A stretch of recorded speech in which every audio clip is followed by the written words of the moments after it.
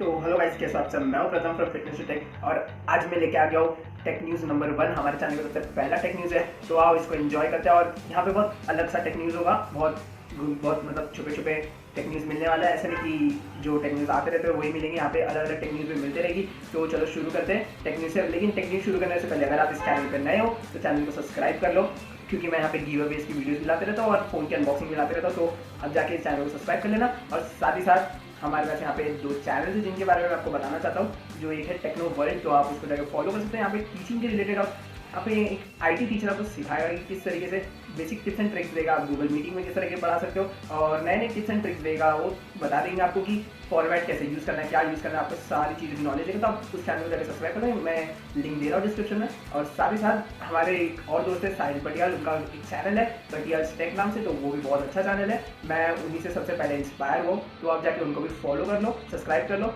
क्योंकि वहाँ पे आपको सारे लाइव इवेंट्स देखने मिल जाएंगे। और साथ ही साथ बहुत अच्छा चैनल है, तो मैं इस चैनल का भी डिस्क्रिप्शन में लिंक दे रहा हूँ। पटियाल टेक नाम है, आप सर्च भी कर लोगे तो भी मिल जाएगा। अच्छा खासा चैनल रन हो रहा है तो आपको दिख जाएगा। बहुत ही अच्छा है और इंटरेस्टिंग चैनल है, कंपैरिजन की वीडियोस भी आती रहती है, तो जाके इसको फॉलो कर लो और सब्सक्राइब कर लो। तो चलो आज की टेक्निक, तो सबसे पहले शुरू करते हैं। सबसे पहला न्यूज़ यहाँ पे हमारे पास आ जाता है सैमसंग की तरफ से, क्योंकि सैमसंग मेरा हमेशा से फेवरेट ब्रांड रहा है, बट इंडिया और एशिया के अंदर बिल्कुल नहीं, क्योंकि यहाँ पे सैमसंग अपना एक्जीनोस वाला प्रोसेसर डाल देता है, जिसकी वजह से मुझे बिल्कुल नहीं पसंद आता। और सबसे पहले बात करते हैं सैमसंग गैलेक्सी M31S की, तो ये भी जल्दी लॉन्च होने वाला है। लोग बहुत एक्साइटेड है इसके लॉन्च को लेके, तो बट मैं एक्साइटमेंट खराब करने वाला होगा, क्योंकि यहाँ पे भी वही वाला प्रोसेसर मिलने वाला है, एक्जीनोस 9611।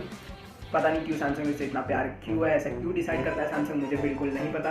यहाँ पे सब कुछ एकदम हाई लेवल स्पेसिफिकेशन वाली चीज़ें आएगी, कैमरा भी एकदम बेस्ट होगा, बट यहाँ पे जो प्रोसेसर डाल दिया है एकदम बकवास होने वाला है। 9611 एकदम बकवास प्रोसेसर है, मैं यूज़ करता हूँ ऑलमोस्ट हमेशा ही, मुझे बिल्कुल नहीं पसंद आता। तो यहाँ पे सैमसंग ने फिर से बुरा कर दिया है, अब क्या करे सैमसंग है। तो अब अगली खबर की तरफ बढ़ते हैं। यहाँ पे ये खबर भी आती है सैमसंग की तरफ से।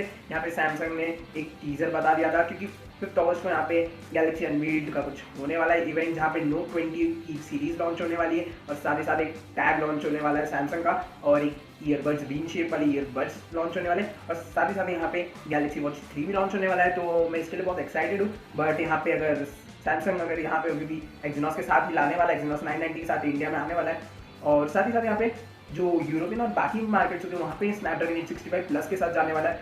ऐसे ही जब हमने कंपेयर किया था स्नैपड्रैगन 865 और एक्जीनोस का 990 को, 990 उससे बहुत ज़्यादा गंदा परफॉर्म करता था स्नैपड्रैगन 865 के सामने, और 865 प्लस जो है स्नैपड्रैगन 865 से 10 गुना पावरफुल है। तो मतलब अब तो कोई टक्कर का बचेगा ही नहीं। तो यहाँ पे हमको एकदम बकवास चीज़ मिलने वाली है इंडिया में, तो मैं बिल्कुल नहीं परचेस करने की सोच रहा हूँ इसके। अगर मैं परचेस करूँ भी तो मैं बाहर की कंट्री से मंगवाऊंगा, यूरोपियन कंट्री से कहीं से मंगवा लूँगा, क्योंकि यहाँ पे जो दिख रहा है सैमसंग का अत्याचार मुझे बकवास लग रहा है, तो वो मैं नहीं लेने वाला इसको। तो अब नेक्स्ट खबर की तरफ बढ़ते हैं। नेक्स्ट खबर आ जाती है यहाँ पे रेडमी की तरफ से। रेडमी 4 अगस्त को यहाँ पे कुछ अनवील करने वाला है, जो होगा रेडमी 9। आपको अनबॉक्सिंग मिल जाएगी। मुझे स्मार्टफोन मिल चुका है और उतना मुझे पसंद नहीं आया, बट प्राइस रेंज पर डिपेंड करता है कि कैसा होगा ये। तो अनबॉक्सिंग आपको जल्दी मिल जाएगी, जिस दिन लॉन्च होगा उसी दिन अनबॉक्सिंग आ जाएगी सबसे पहले। तो अब देख लेना और डिसाइड कर लेना कि कैसा है ये।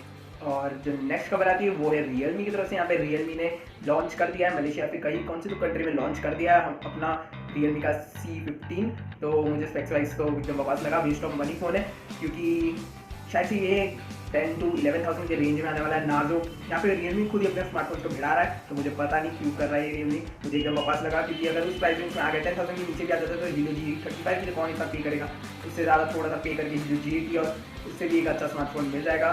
तो क्यों लोग लेंगे यहाँ पे, बस जो लेमेन जो होते हैं उनके लिए ये सब स्मार्टफोन लाए जाते हैं, जिनको कुछ पता नहीं वो खरीद लेंगे, तो यहाँ पे कंपनी का फायदा हो जाता है। और यहाँ पे बिल्कुल ही मार्केटिंग गिमिक है उस स्मार्टफोन में, तो मुझे बिल्कुल नहीं पसंद आया। तो इसको हम कैंसिल कर देंगे, हमको इसका अनबॉक्सिंग भी नहीं करना है, कुछ नहीं करना है, मुझे एकदम नहीं पसंद आया।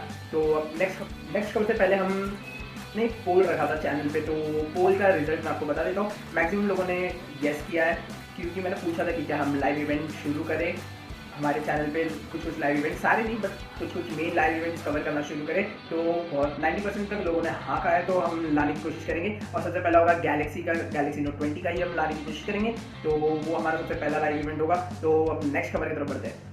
फिर यहाँ पे नेक्स्ट खबर जो यहाँ पे वन प्लस की तरफ से आ जाती है। यहाँ पे वन प्लस की जो CEO है पीटेला, उन्होंने आज ट्वीट किया था कि 11 ऑन डिस्प्ले। मेरे को जितना पता चल रहा है शायद से यहाँ पे वन प्लस का एक टैब आने वाला है जिसमें सब बता जा रहा है 11 ऑन डिस्प्ले, मतलब यही हो सकता है कि 11 इंचेस का डिस्प्ले हो, तो वो एक टैब से पॉसिबल है। तो यहाँ पे शायद से वन प्लस एक टैब भी ला सकता है। यहाँ पे वन प्लस अलग अलग फील्ड में अपने पैर जमा रहा है। तो साथ ही साथ यहाँ पे नॉर्ड सीरीज के भी बहुत सारे फोन आने वाले हैं। तो मुझे तो कुछ ऐसा लग रहा है कि ये एक सब ब्रांड बन के निकल जाएगा वन प्लस का, जैसे ओप्पो से रियलमी निकल गया, वैसे यहाँ पे नॉर्ड भी एक अलग सा सब ब्रांड बन जाएगा। तो कुछ ऐसे फीलिंग आ रही है मुझे, पता नहीं इसके बाद कैसा चलने वाला है। तो यही कुछ थे टॉपिक्स जो मैंने आपको बताया, यही कुछ हो सकता है इन फ्यूचर अगर हो जाए तो। मैं इतना बिलीव करता हूँ कि शायद से यही सारी चीज़ें सच हो। तो अब नेक्स्ट खबर की तरफ बढ़ते हैं।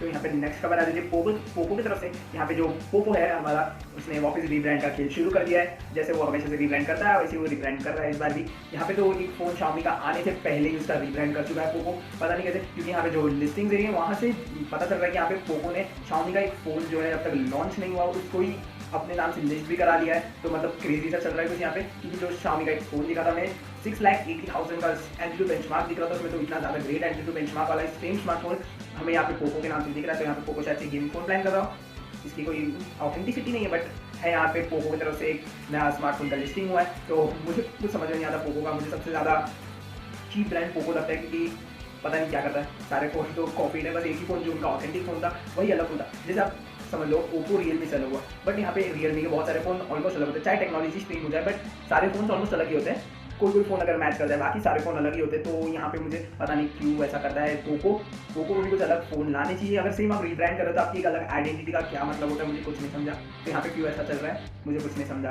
तो नहीं पता क्या हो रहा है।